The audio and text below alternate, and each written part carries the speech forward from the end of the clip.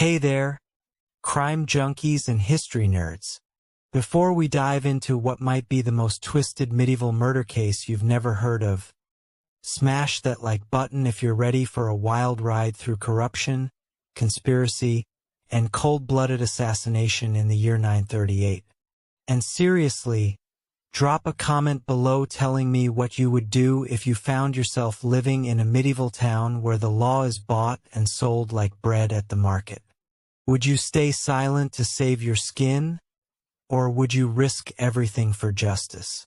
Because trust me, by the end of this few minutes deep dive, you're going to be questioning everything you think you know about right and wrong. Don't forget to hit subscribe and ring that notification bell because we're about to unpack a case so explosive, so full of political intrigue and cover-ups, it makes House of Cards look like a kid's cartoon. This is medieval Game of Thrones, but with real blood, real corruption, and zero happy endings. It's a blazing hot summer day in 938 AD. You're at the local market, maybe buying some questionable cheese and dodging horse manure, when suddenly, wham! The town's top cop gets shanked right in front of everyone. Broad daylight. Hundreds of witnesses. You'd think case closed, right? This murder kick-started a conspiracy so deep, so twisted, that it involved corrupt nobles, dirty money, missing evidence, and a cover-up that would make the FBI jealous. Nobody, and I mean nobody, was ever convicted. And the deeper you dig, the more you realize this wasn't just a murder. It was a medieval corporate takeover with a body count. So grab your favorite beverage, settle in, because we're about to spend the next minutes pulling apart every thread of what I'm calling the Market Square Murder. And trust me, this rabbit hole goes way deeper than you think. Alright, let's set the scene. We're talking 10th century France. And let me tell you, this ain't the romantic medieval fantasy you see in movies.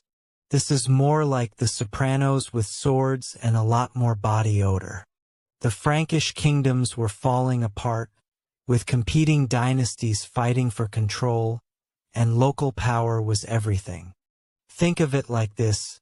Imagine if every small town in America had its own little dictator, the federal government was basically non-existent, and the only law that mattered was whoever had the biggest army and the deepest pockets. Our story takes place in Lisseu, a fictional but totally plausible market town that's basically the medieval equivalent of a truck stop. Except instead of truckers, you've got merchants, pilgrims, and enough political corruption to make a Chicago alderman blush. The players. Gervald of Lisseu, our victim. Think of him as the medieval equivalent of a corrupt city commissioner. This guy wasn't just the town magistrate. He was the IRS, the police chief, and the city planning department all rolled into one sweaty, power-hungry package. And just like modern politicians, everybody either wanted to buy him or bury him. Count Arnulf of Cern, the big boss. Picture a medieval Jeff Bezos, but instead of Amazon, he controls trade routes, tax collection, and has his own private army. This guy could make you disappear faster than a whistleblower in Putin's Russia. Remy the Tanner, a local business owner who's getting squeezed by Gervald's fees. In modern terms, think of a small restaurant owner who's getting shaken down by corrupt building inspectors. Brother Anselm, our chronicler, and the medieval equivalent of that one journalist who actually gives a damn about the truth. Spoiler alert. Caring about truth in medieval times was about as safe as being a war correspondent in Ukraine. Here's what you need to understand about medieval economics. It was basically legalized extortion with religious flavoring. Medieval justice was harsh and unequal, with punishments ranging from public humiliation to execution. But if you had money, you could literally buy your way out of murder. Gervald's ledger wasn't just an accounting book. It was a medieval version of Epstein's little black book. Names, amounts, who paid what to whom. And just like today's political scandals, when the money trail gets too hot, people start dying. That bell? That's our death knell. Because on June 24th, 938, at exactly 12:30 p.m., while some poor kid was chasing a rolling apple and a woman was hawking goat cheese, probably expired, someone decided Gervald's ledger was worth killing for. Okay, crime junkies, this is where it gets good. And by good, I mean absolutely terrifying if you actually lived through it. It's Midsummer Fair Day. Think medieval Comic-Con, but with livestock and a lot more public urination. The market square is packed. We're talking shoulder-to-shoulder medieval humanity at its finest. Merchants screaming prices, kids running around unsupervised, animals everywhere, and the unmistakable aroma of unwashed bodies mixed with rotting vegetables. Gervald shows up looking fresh, new cloak, full purse, probably feeling pretty good about himself. This guy's got the medieval equivalent of main character energy. He struts up to the proclamation platform, basically a wooden stage where announcements were made, to do some official magistrate business. Picture this in slow motion. Gervald steps onto the platform, pulls out his infamous ledger. This thing is bound in leather and practically radiating political dynamite. He's about to make some kind of announcement when a figure emerges from the crowd. Handkerchief over the face. Medieval equivalent of a ski mask, moves like lightning. One quick thrust with a narrow dagger and bam. Gervald doubles over like he's been hit by a truck. What happens next is pure medieval pandemonium. Coins scatter everywhere, because apparently Gervald's purse exploded on impact. An old woman drops a holy relic and starts screaming about divine judgment. The crowd goes from market day fun to, oh shit, somebody just got murdered in about 3 seconds. But here's where it gets interesting, and I mean CSI level interesting. The killer doesn't run away screaming like an amateur. This person moves through the crowd like they know exactly where they're going. They disappear into what witnesses describe as a coach marked with familiar arms, which is medieval speak for someone with serious political connections just orchestrated this hit. The dagger gets left behind, but this isn't some random kitchen knife. This thing has a secondary notch on the blade, probably from a previous repair, and the handle is wrapped in red wool. Now, red wool might not sound significant to you, but in 938, that stuff was expensive. We're talking imported, taxed, only rich people can afford it expensive. And get this, there's a small groove in the handle that looks like it was designed to hang a rosary. Yeah, that's right. This murder weapon might have belonged to a priest. The ledger? Blood-soaked but readable. And what's in there is going to blow this case wide open. This is like if someone assassinated the head of the SEC in broad daylight at Times Square, left behind a weapon that could be traced to specific political donors, and the only evidence of their financial crimes was a laptop covered in blood. Except in medieval times, there's no FBI, no forensics team, and justice is basically whoever has the most friends with swords. Alright, this is where our medieval murder mystery turns into a full-blown political thriller. Because within hours of Gervald hitting the ground, the cover-up machine kicks into overdrive. Count Arnulf's men show up faster than you can say, damage control. And I'm not talking about some bumbling medieval Keystone cops. These guys move like a professional crisis management team. They secure the scene, start interviewing witnesses, and somehow managed to make a very public murder feel very private very quickly. The town crier, basically the medieval CNN, reads this pathetically brief statement. On the day of the fair, Magistrate Gervald fell. Political unrest followed. No one was convicted. That's it. That's their version of the story. It's like reporting on Watergate by saying, some guys broke into a building. Politics happened. Moving on. Here's where it gets really ugly. Remember all those hundreds of witnesses?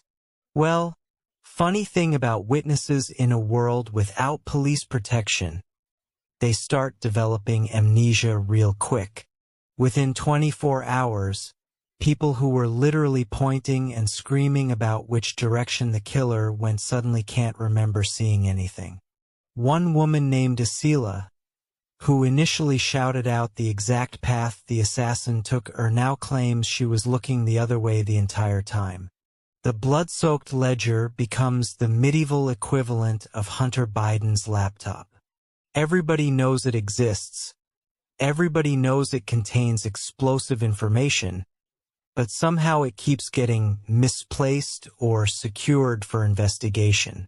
What we do know from the pages that survived. This thing contained a list of names, payments, and what looked like a systematic bribery operation. We're talking about medieval money laundering, tax evasion, and political kickbacks that would make Boss Tweed jealous. But here's the kicker. Somebody ripped out specific pages.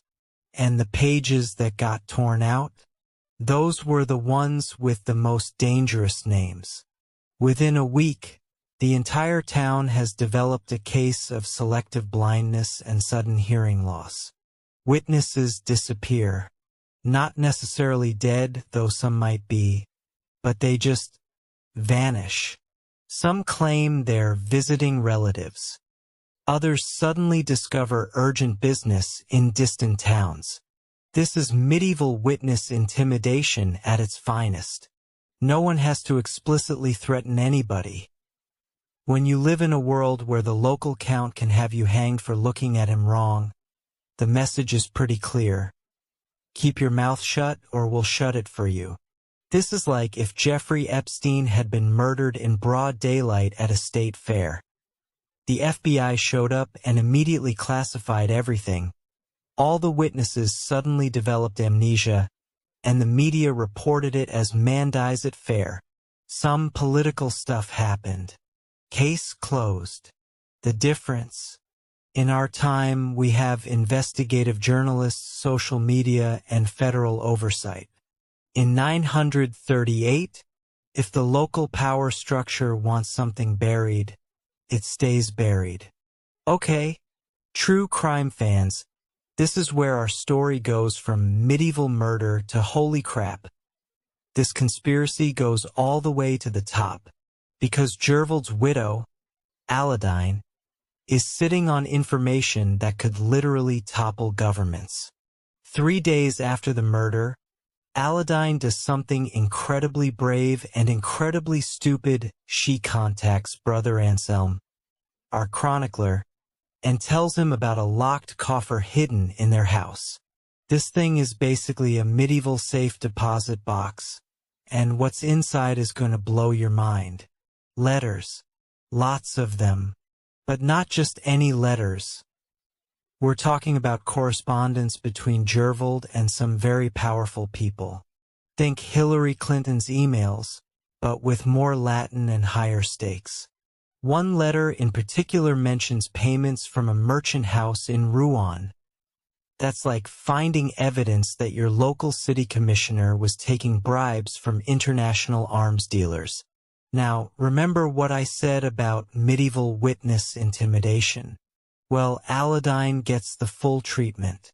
Within hours of talking to Brother Anselm, she starts receiving visits from helpful townspeople who want to make sure she's coping well with her grief. Her maid, a woman who might have seen who was coming and going from the house in the weeks before the murder, suddenly decides she needs to visit family in a distant monastery. Permanently. Here's where medieval law gets really interesting. A man named Hemon Count Arnulf's retainer, the guy whose coach was spotted near the murder scene, suddenly claims sanctuary at the local abbey. Medieval justice was harsh and unequal, but the church had this neat little loophole called sanctuary. Basically, if you could make it to a church and claim God's protection, the secular authorities couldn't touch you. It's like diplomatic immunity, but with more praying. The abbey, naturally, refuses to hand him over. This creates a medieval standoff. The count's men can't storm a church, bad for business with God.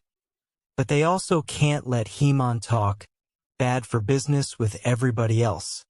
This is like if one of Trump's key advisors fled to a foreign embassy after January 6th, and the embassy refused to extradite him because they claimed he was seeking religious asylum. Except in medieval times, this kind of thing actually worked. Time to follow the money medieval style. And let me tell you, when you start pulling on this thread, the whole tapestry of corruption starts unraveling. Remember that merchant house in Rouen I mentioned? Well, it turns out they weren't just trading in wool and wine. These guys were running a medieval version of a political action committee, laundering money from foreign interests and funneling it to local officials. The way it worked is pure genius. A wealthy noble from, say, Normandy wants to influence politics in Frankish territory. He can't just hand bags of silver to magistrates, too obvious. So he goes through the merchant house. The merchants overpay for local goods. The extra money gets kicked back to officials like Gervald, and everybody's hands look clean. It's basically Citizens United, but with more horses and less paperwork. But wait, there's more. The local guilds, the tanners, the bakers, the metalworkers, they're all in on it too. These aren't just innocent craftsmen getting squeezed by corrupt officials. They're part of a whole network of under-the-table deals. The Tanners Guild, for instance, has been systematically underreporting their profits to avoid taxes, while secretly paying Gervald a percentage to look the other way. The bakers have been adulterating flour and bribing inspectors. It's like finding out that your local chamber of commerce is actually a front for organized crime. Remember that mysterious wax seal fragment found in Gervald's ledger? Well, Brother Anselm gets it examined by a traveling scribe, the medieval equivalent of a forensic document examiner, and it turns out to be from a scriptorium in Burgundy. This means Gervald wasn't just taking local bribes. He was dealing with international players. We're talking about a corruption network that spans multiple kingdoms. This guy was the medieval equivalent of a bagman for foreign intelligence operations. Here's something interesting that modern true crime fans will appreciate. The market women, the ones selling cheese, bread, and gossip, they see everything. And when Brother Anselm starts quietly asking questions, he discovers that these women have been keeping track of who visits whom, who's spending more money than they should, and who's been acting nervous lately. One detail they reveal is absolutely crucial. The dagger's handle has a specific notch that's used to hang a rosary. And they remember seeing a priest visiting Gervald's house multiple times in the weeks before the murder. This is like discovering that a local police chief wasn't just taking bribes from the mob, but was actually part of an international money laundering operation involving Russian oligarchs, Swiss banks, and Vatican finances. Except there's no FBI to investigate, no RICO statutes to invoke, and no witness protection program. Buckle up, because this is where our medieval murder mystery turns into Da Vinci Code territory. The church, supposedly the moral authority keeping everyone in line, is neck-deep in this conspiracy. Father Aldrich, the priest with the rosary-hanging dagger, wasn't just some random clergyman who got mixed up in secular politics. This guy was essentially a medieval CIA operative in a cassock. The church in the 10th century wasn't just about saving souls. It was about political power, land ownership, and maintaining the social order. High-profile co-conspirators, such as Pope Sixtus IV, were involved in political plots like the Puzzy Conspiracy, and local priests often served as unofficial intelligence officers for higher church authorities. Father Aldrich's job was to keep tabs on local officials, report back to the bishop about potential problems, and occasionally solve those problems. 3 weeks after the murder, somebody breaks into the abbey's sacristy and steals the chest containing the rest of Gervald's ledger. This isn't some random burglary. These people know exactly what they're looking for and exactly where to find it. They leave behind one clue: a single nail marked with the symbol of a small hamlet's smithy. This is medieval equivalent of a calling card. Somebody wants Brother Anselm to know that the conspiracy reaches into even the smallest, most remote communities.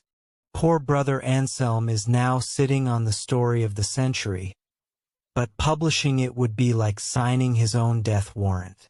One night, he receives a visitor, a hooded figure who leaves a bag of silver coins and a very simple message. Some stories are better left untold.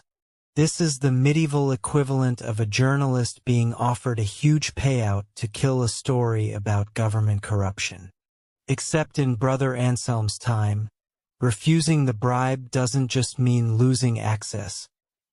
It means potentially losing your life.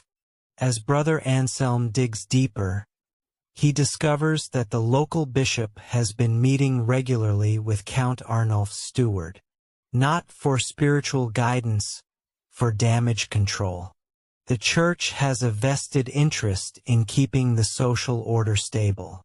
If word gets out that magistrates can be bought, that foreign powers are manipulating local politics, and that even priests are involved in murder conspiracies, it could undermine the entire medieval power structure. So the bishop makes a deal. The church will provide sanctuary for key witnesses, keeping them safely silent. The investigation will be quietly dropped, and in exchange, Count Arnulf will make a generous donation for the construction of a new bell tower.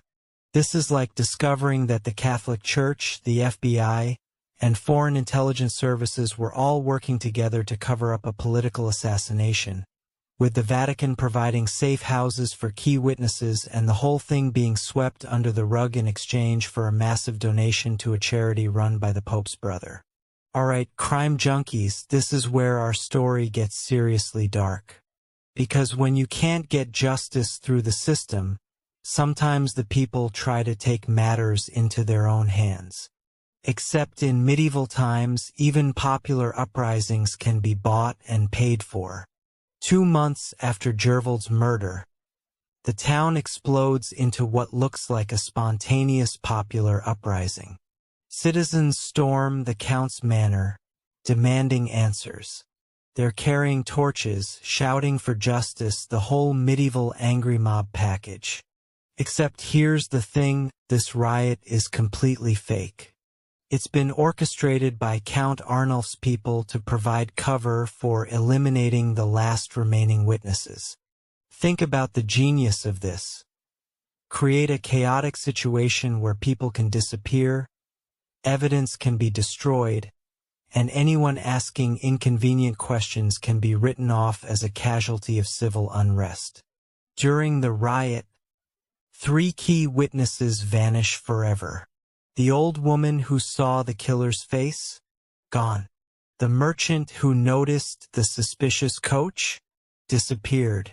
The young boy who found a piece of red wool near the murder scene? Never seen again. Count Arnulf, playing the role of the reasonable authority figure, agrees to hold public hearings to restore order and seek justice. It's like if Jeff Bezos agreed to investigate his own labor practices, except with more swords and less pretense about fairness. The hearings are held at the Count's own manor home field advantage, no independent oversight, and all the witnesses are either dead, missing, or too terrified to speak. Enter Bertram the Simple, a local vagrant with a history of petty theft and a convenient inability to speak clearly due to a childhood illness. Perfect patsy material. Bertram gets arrested for the murder based on testimony from anonymous witnesses who claim they saw him near the market that day. The evidence? A red thread found in his possession that might match the wool from the dagger handle. This is like if the police, unable to solve the JFK assassination, decided to frame a homeless man based on testimony from witnesses who refused to be identified, and the trial is held in a courthouse owned by the very people who wanted JFK dead. Welcome to medieval justice, where the rules are made up and the evidence doesn't matter. What we're about to witness is a masterclass in how power protects itself when it's threatened.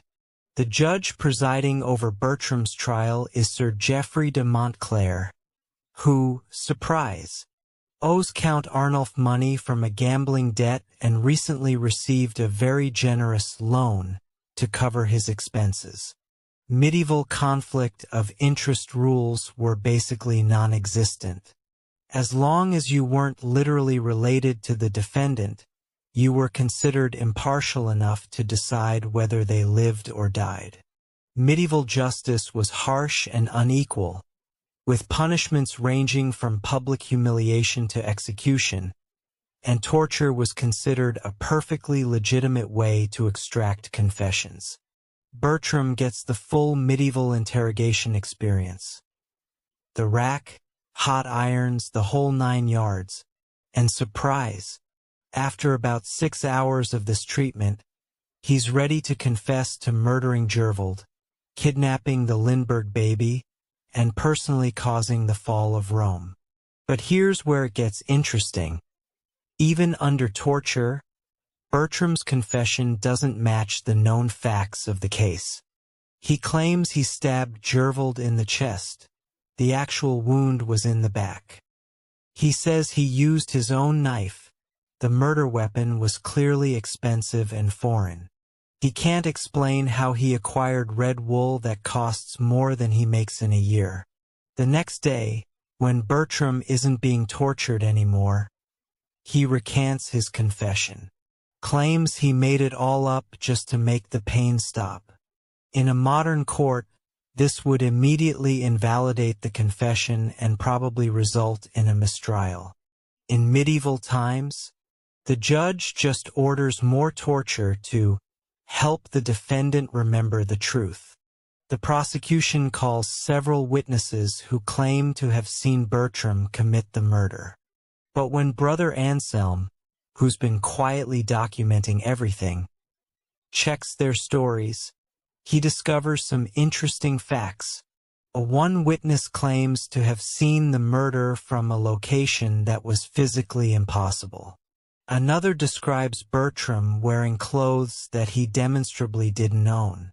A third claims to have heard Bertram confess at a tavern, on a day when Bertram was in jail. Meanwhile, Isila, the market woman who originally saw the killer escape, approaches Brother Anselm privately. She's ready to tell the truth, but only in secret, because she's terrified of what will happen to her family. Her testimony would completely exonerate Bertram and implicate Count Arnulf's people. But she refuses to testify publicly because, as she puts it, "I'd rather live as a coward than die as a hero." This is like if Lee Harvey Oswald had lived to stand trial, but the trial was held in Texas, presided over by a judge who owed money to Lyndon Johnson, with testimony extracted under torture and witnesses who were clearly lying to protect powerful interests. This is it, folks. the grand finale of our medieval murder mystery. And if you're expecting justice, truth, or closure, well, you're about to be very disappointed. Judge Jeffrey faces an impossible situation. He can't convict Bertram because the evidence is obviously fabricated and everyone knows it. But he also can't acquit him because that would imply the real killers are still out there, which would be inconvenient for certain powerful people. So he goes with option C, the medieval equivalent of a hung jury. In a decision that would make modern lawyers weep, Judge Jeffrey declares that while Bertram is probably guilty of something, the evidence for murder is insufficient for certainty. He sentences Bertram to time served and banishes him from the region. The official record states, the court finds that Magistrate Gervald of Lisseu was murdered by person or persons unknown. Political unrest followed the incident. No conviction was obtained due to insufficient evidence and the complex nature of the case. Translation. Yeah, somebody definitely killed this guy. And yeah, it was probably a political hit, but we're not going to do anything about it because that would be inconvenient for rich people. Within weeks of the non-trial, several convenient things happen. Count Arnulf grants the town new trading privileges, suddenly making everyone more prosperous. The church announces plans for a new cathedral, funded by anonymous donors. Several of the surviving witnesses receive lucrative job offers in distant towns. The brother Anselm gets promoted to a monastery in another kingdom, but Brother Anselm isn't going down without a fight. Before leaving town, he does something brilliant. He hides a complete account of the real story inside a hollow column in the abbey. The account includes everything, the names of the real conspirators, the financial records, the witness testimony that was suppressed, and most importantly, a cipher that reveals the true identity of Gervald's killer. According to Brother Anselm's hidden account, Gervald was killed by Father Aldrich, acting on orders from Count Arnulf, who was being pressured by foreign merchants to eliminate someone who had become a liability. The red wool on the dagger? It came from Father Aldrich's ceremonial robes. The rosary notch? That's how he normally carried the blade. The foreign wax seal? Payment from Burgundian interests who wanted to maintain their influence in the region. Gervald's crime wasn't just taking bribes. It was threatening to expose the entire network of corruption when he realized how deep it went. This ending is like if the Warren Commission had concluded that JFK was probably shot by someone, recommended no further investigation, and then everyone involved got promoted or relocated to cushy jobs. Except the one honest investigator left behind a complete file hidden in the National Archives, encrypted in a way that would only make sense to future researchers who knew what to look for. For those who've been paying attention throughout this journey, the clues to decode Brother Anselm's cipher have been scattered throughout our story. The 13 bell tolls that marked the hour of death. The red wool that pointed to ceremonial garments. The foreign wax that revealed international connections. The rosary notch that identified the clerical connection. The merchant house records that traced the money. Put it all together, and the truth becomes clear. Gervald of Lisseu was murdered by a priest acting as a political assassin, on orders from corrupt nobles, to protect an international money laundering operation that connected local politics to foreign powers. So here we are, nearly 1,100 years later, and the fundamental question remains the same. What do you do when the system is so corrupt that justice is impossible? Brother Anselm chose to document the truth and hide it for future generations. Isela chose to protect her family by staying silent. Bertram chose to confess to a crime He didn't commit rather than face more torture. What would you choose?